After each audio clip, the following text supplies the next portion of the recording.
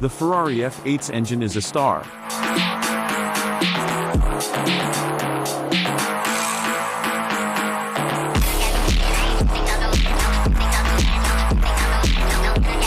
The final pure combustion V8 Ferrari is a masterpiece.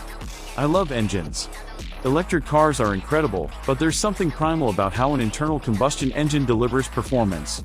It doesn't seamlessly accelerate like an electric car, but that's not relevant. It's about the journey to the performance that's exciting. Gasoline engines achieve that emotional thrill in a way electric cars can.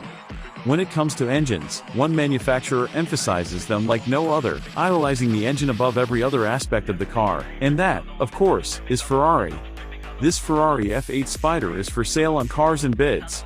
Go check it out and bid here. I adore Ferrari, I have since I was a kid. But the F8 Spider I recently drove left me totally bewildered. According to Ferrari, this is the final, non-hybrid member of the V8 sports car lineage, which makes it very special and historically relevant. Newer models, like the SF90, will be more powerful, but they will also be heavier and more complicated. As a car enthusiast, I generally agree that you probably can't ever have too much power. Most would usually prefer too much over too little. However, even without hybrid power, the F8 really makes you ask, is this too much for the road? Am I actually enjoying this? The conflicting feelings all begin with that engine. At the heart of the F8 lies Ferrari's 3.9-liter F154 GC twin-turbocharged V8, producing 710 horsepower and 568 pounds-to-foot of torque. It propels the F8 tributo to 60 miles per hour in 2.9 seconds, with the Spider following right behind. Really think about that for a moment. This standard production Ferrari can embarrass almost all of Ferrari's past Halo supercars, falling only 4 seconds short of the LaFerrari's 0 to 60 miles per hour time. F50, not a chance. F40, not even in the same league. Enzo, close, but no cigar. That is how insane the rate of progress has been for Ferrari. The secret to this engine's performance comes from its cooling. Ferrari raked the radiators at a more relaxed rearward angle compared to the 488 to avoid heat soaking into the intake, resulting in a 27 Fahrenheit, 15 Celsius, change in air temperature of the air entering the plenum chamber. Coupled with incanal headers, a revised intake system, and the intercoolers, the result is a dramatic increase in specific output over its predecessor. Aerodynamics were another area that Ferrari improved. Up front lies the famed S-duct that was iterated upon from the 488 Pista. It generates 15% of the overall 10% downforce increase over the 488, giving the front end even greater stability. At the rear, the F8 has an integrated spoiler that generates 25% of the total increase in downforce over the 488.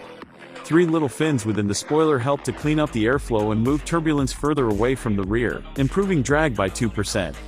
These may seem like insignificant tweaks to a design clearly related to the 488 Pista, but they all add up.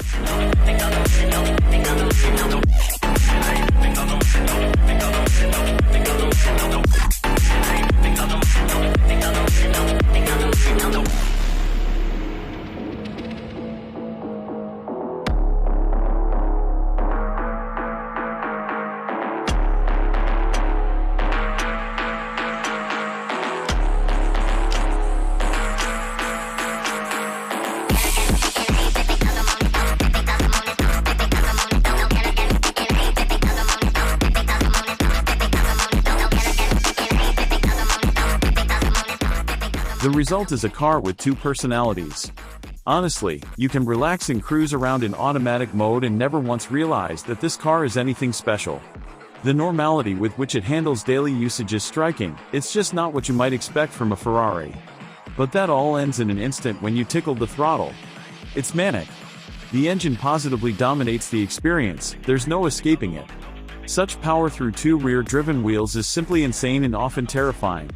It requires deliberately honed concentration, even with all the downforce and the great driver's aids turned on. Most F8 customers likely won't get anywhere near the limit of this car, so that question creeps in again, is this too much? That depends. If you're after a celebration of all Ferrari has learned with their mid-engine V8 family, this is absolutely that car. It's fast and beautiful, modern and usable, and it will be viewed as something extraordinary over time. But if you actually want to enjoy a sports car on public roads, there might be older Ferraris that scratch that itch more satisfyingly for mere mortal drivers. Regardless, that depends on what you want. As someone who loves engines, I'm saddened knowing we're witnessing an end, even for Ferrari. However, if this truly is the conclusion of non-hybrid power for one of the world's most celebrated engine manufacturers, what a finale!